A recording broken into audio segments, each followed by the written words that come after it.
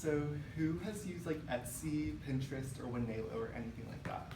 Okay, cool, a lot of you. That's what I expected. I'll bet you your moms and grandmas have too. Do-it-yourself projects have become all the rage since the addition of social media platforms like this. It's given artists and craftsmen people an opportunity like never before to share their ideas and discoveries with such a wide range of people. Now, have you ever been pressed to find your mom that perfect Mother's Day gift that's really gonna strike it home for her? Well, why not some pressed flower art made from her favorite flowers? I'm sure she's already seen it online. She's probably already really impressed. Now, what are pressed flowers? Pressing flowers is the art of preserving live flowers by denying them access to moisture, light, and air, and applying heat and pressure. Now, I know what you think heat and pressure sounds a little scientific. It's not hard. I promise you, anybody can do it. All you need is the means of collecting wild flowers or fresh flowers. You need 3 simple materials: paper towels, a book, and rubber bands. And you need time and a tight, hot space.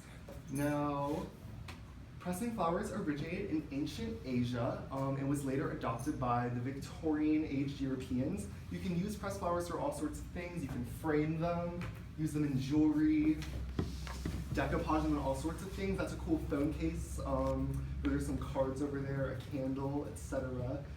You can see it's a very versatile thing, but before you do things like this, you have to know how to press the flowers.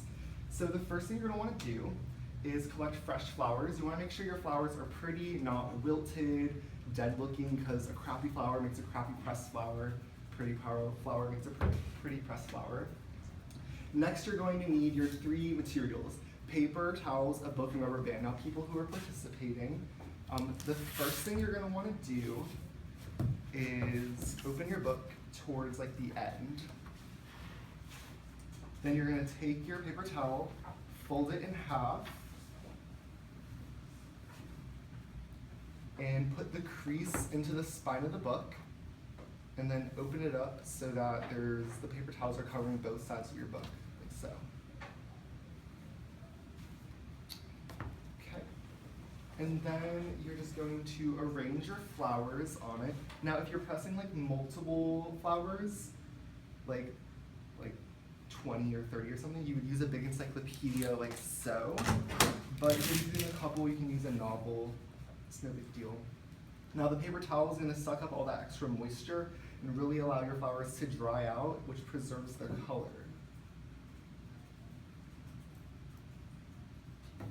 After you've arranged your flowers, you're just going to go ahead and roll it. And then when I say that, I mean you're going to start at the spine of the book and then roll down all the way towards the end. That's going to make sure that you have some even pressure applied. You're going to take a rubber band, rubber band it a couple times. I've been pressing flowers since like last April. These are some examples that I've done. You can pass them around. And after you have that rubber band, rubber banded, next you're going to need to find a nice, tight, hot space. This girl right here, Kristen Eringer, she's actually the one who taught me how to press flowers last April. I met her at a concert. These are some of her pressed flower art that I stole from her Instagram. She told me that the best way to press a flower, like in a small book like this, is to put it in between your car seat and your center console, because your car gets really hot and it's a really tight spot for a book to go. If you're using a big book like this though, I just put it in the trunk of my car, and if you don't have a car, you can just put it outside with like a rock on top. Next, you're gonna need some time. Debbie Wiles from Better Home Garden said it takes about 2 months for a flower to dry out and press completely, but I found that about a month works. This is my friend Shelby. She presses flowers and puts them on buttons and sells them on her Depop account. She told me though that she only waits 2 weeks for hers. Granted, hers are very small, like for a button size. After you've done that, these have been pressing for about a month now. I'm opening it for the first time right now. So I'll just show you some.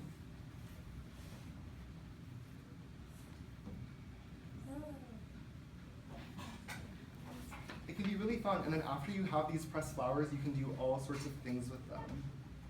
like I was showing you in the beginning. And make cards. That's the best. You can also not only do flowers, but you can do, oh, that's coming around right now, but this is the actual flower before I pressed it. It's a passion flower, they grow wild in Florida. You can also do all sorts of leaves, like ferns. This is a nice little hemp plant. You can do herbs too.